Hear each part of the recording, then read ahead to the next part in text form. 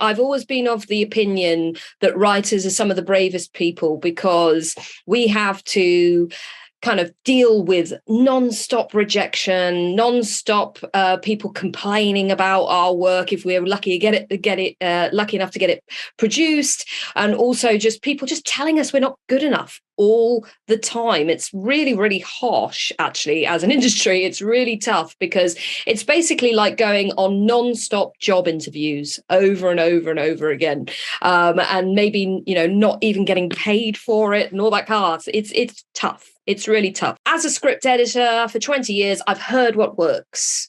It's said in the industry that it takes less than 30 seconds to hear and appreciate a good pitch.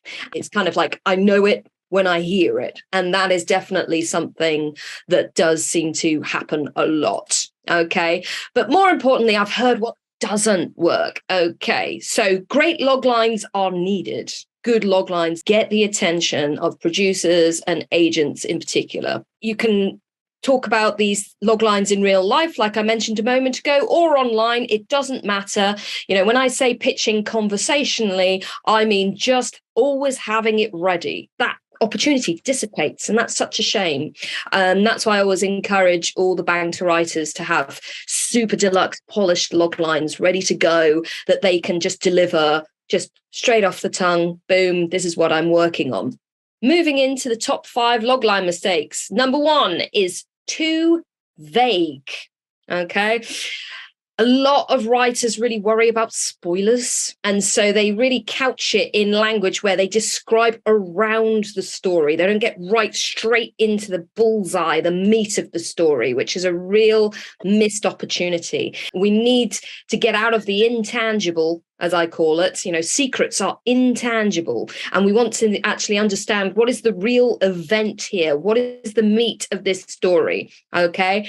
Another one that really winds me up is a character having to face his or her demons. The second logline mistake that I see on a regular basis is it's too long.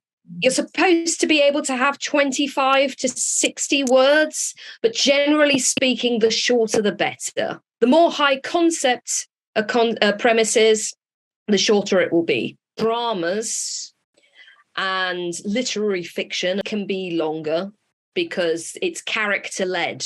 Because a lot of people talk about high concept versus low concepts. No, there's no such thing as low concept as far as I'm concerned. Producers and agents don't talk about low concept. They talk about a story being character-led.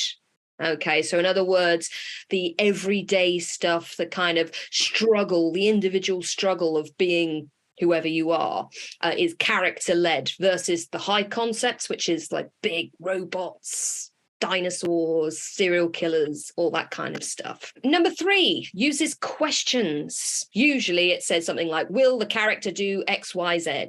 Will she be able to get away from her abusive husband? Will she fall in love with the handsome pirate? Will she do this thing? The answer is nearly always yes. Sometimes people do questions for other reasons, like they might say, what if this such and such happened? And it's like, okay, I like that as like a catalyst or a trigger, but it's not a real logline. Number 4, one of the 3 C's is missing. Okay, now those 3 C's are characters, conflict, and clarity. It's really surprising how many times one of these things is missing.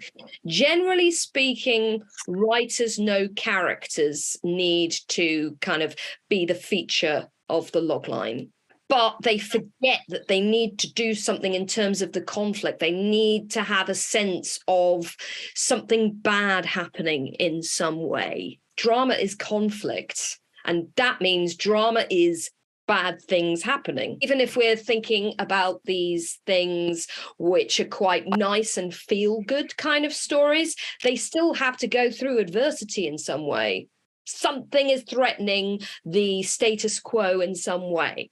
Very often, because they've not put enough conflict in, the clarity suffers. Basically, when we're talking about the 3 C's, we're talking about the who in terms of the character, the what in terms of the conflict, and the clarity is why this story. A lot of producers say, why this story, why now, why should I care, why should I watch it, why should I give you money to make it? And the why is missing the most. So the last one then is no stakes. What do I mean by no stakes? Well, what are the characters up against? What if they fail? Is always a great thing to include in your logline, even if you just hint at it, giving this idea of the stakes, what if they fail? Why are we watching? Okay.